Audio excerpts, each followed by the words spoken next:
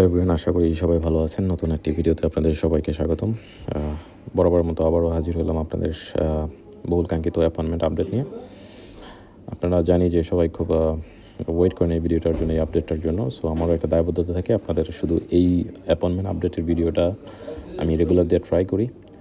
So আমার জন্য দোয়া করবেন। আমি চেষ্টা করবো আপনাদের বর্তমান যে অ্যাপয়েন্টমেন্ট জটিলতা আছে সেটা শেষ হওয়ার আগ পর্যন্ত আপনাদেরকে রেগুলার অ্যাপয়েন্টমেন্ট আপডেট দেওয়ার জন্য, এবং এই জটিলতাটা শেষ হইলেই আমি নতুন নতুন যে ইনফরমেশন, যে আপডেটেড ইনফরমেশনগুলো সেটা নিয়ে আপনাদেরকে বিস্তারিত আলোচনা করব, অথবা আপনাদের এইগুলো নিয়ে কোনো ইনফরমেশন জানতে চাইলে আমার অবশ্যই কমেন্ট বক্সে জানাবেন।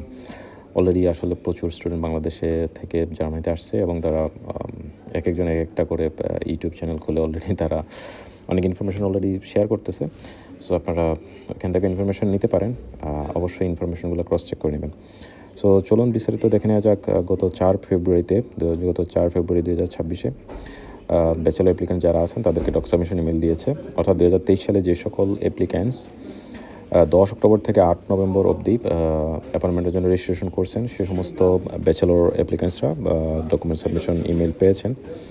তো আমরা দেখতে পাচ্ছি যে এখানে এমবেসি প্রায় এক মাস পর্যন্ত কভার করছে। এখানে কিছু কি ফ্যাক্টস কাজ করে, সেটা হচ্ছে ব্যাচেলর অ্যাপ্লিক্যান্টসের তুলনায় মাস্টার্স অ্যাপ্লিক্যান্টস দ্বিগুণ। অর্থাৎ মাস্টার্স অ্যাপ্লিক্যান্ট যদি 100 হয়, ব্যাচেলর অ্যাপ্লিক্যান্টস হচ্ছে 50 জন। সো এই কারণে ব্যাচেলর অ্যাপ্লিক্যান্টসদের আসলে বেশি দিন ওয়েট করা লাগে না, তো তারা খুব দ্রুত ডক সাবমিশন ইমেল পাচ্ছে এবং তাদের মাসগুলো দ্রুত শেষ হচ্ছে। অর্থাৎ যেখানে দেখতে পাচ্ছেন যে ব্যাচেলর অ্যাপ্লিকেন্টস 2023 যে ব্যাচেলর অ্যাপ্লিকেন্টস আছেন তারা তাদের 8 নভেম্বর পর্যন্ত অলরেডি ডক সাবমিশন ইমেল দিয়ে দিয়েছে, এবং ফেব্রুয়ারিতে আরেকটা ডক সাবমিশন ইমেল আসতে পারে শেষের দিকে। আর সেক্ষেত্রে মাস্টার্সের এখনও হচ্ছে অগাস্ট সেপ্টেম্বরে পড়ে আছে, অর্থাৎ 2-3 মাস তারা পেছানো। তাদের আসলে মাস্টার্স অ্যাপ্লিকেন্টসদের সংখ্যাটা একটু বেশি, এই কারণে হচ্ছে এই জটিলতাটা। আর তবে মাস্টার্স অ্যাপ্লিকেন্ট যারা আছেন তাদের আশা করতেছি আগামীকাল রবিবার 8 ফেব্রুয়ারি অথবা এই সপ্তাহে ডক সাবমিশন ইমেল আসতে পারে।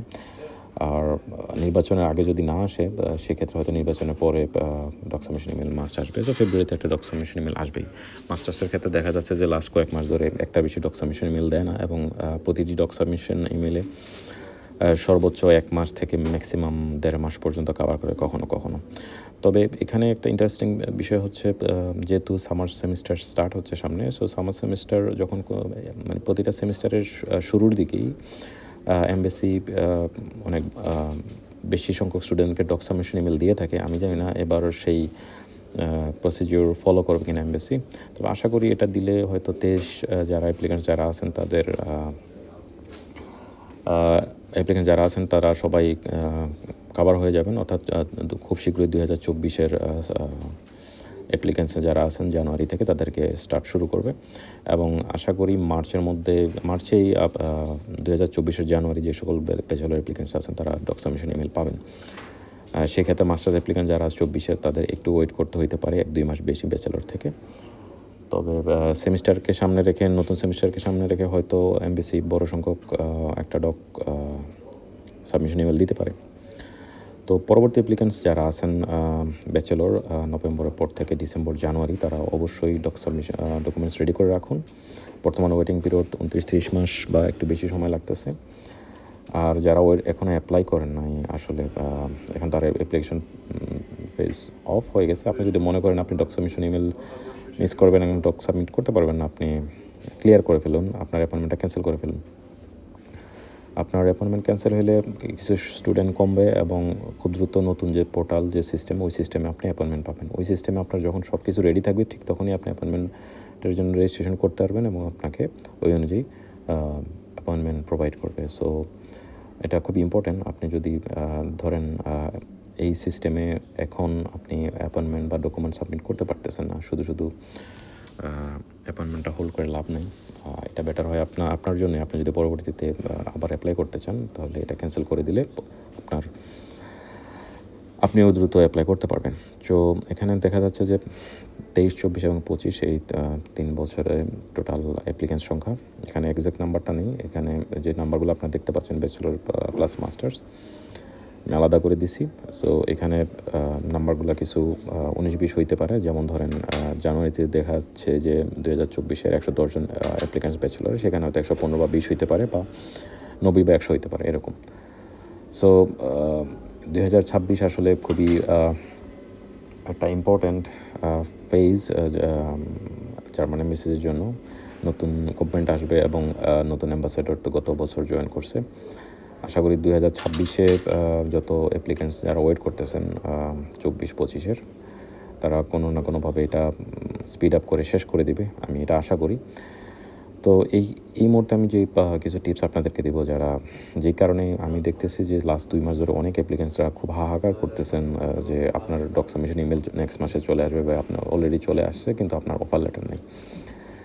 এটার কারণ হচ্ছে আপনাদের ক্যালকুলেশন। আপনারা টাইম ফ্রেম না বুঝে ওয়েট করেন, মনে করেন যে পরের সেমিস্টারে অ্যাপ্লাই করবেন। আপনারা কেউ আবার টাকা বাঁচাইতে চান। সো আমি সাজেস্ট করবো, যারা ওয়েট করতেছেন, যারা পরবর্তী ডক সাবমিশন মেল পাবেন, ধরেন জানুয়ারি, ফেব্রুয়ারি, মার্চ, এপ্রিল, মে, জুন, জুলাই যারা অ্যাপ্লিকেন্টস আছেন, তারা অবশ্যই এই যে উইন্টার সেমিস্টার শুরু হচ্ছে এটার জন্য প্রিপারেশন নেবেন, অবশ্যই অ্যাপ্লাই করবেন। আপনি যদি আপনার মতো হিসাব করেন যে না, আমার তো ডক সাবমিশন আসবে না, আপনি পরের সেমিস্টারে আসবে, তাহলে আপনি ভুল। পরে দেখবেন এমন সময় আপনার ডক সাবমিশনে মেল আসছে, তখন আপনার অ্যাপ্লিকেশন ফেজ অফ এবং আপনার হাতে কোনো এডমিশন লেটার থাকবে না। সো অলওয়েজ এক সেমিস্টার আগ থেকে এডমিশন লেটার নিয়ে রাখবেন।